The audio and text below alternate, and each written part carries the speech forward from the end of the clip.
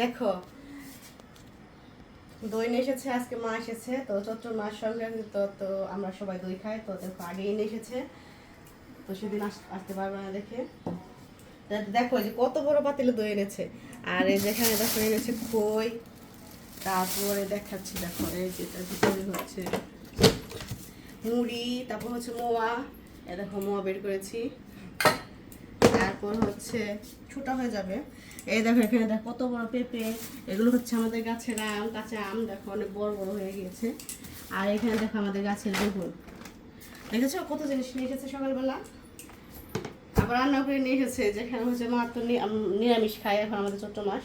তো দেখো এই যে এখানে হচ্ছে কচু শাক, এখানে হচ্ছে সাজনা, তো এগুলো নিয়ে এসেছে। আর আমার গতকাল রান্না করা ছিল ওই যে ডাল, ওখানে হচ্ছে মাসকলার ডাল, তারপর হচ্ছে সয়াবিনের তরকারি।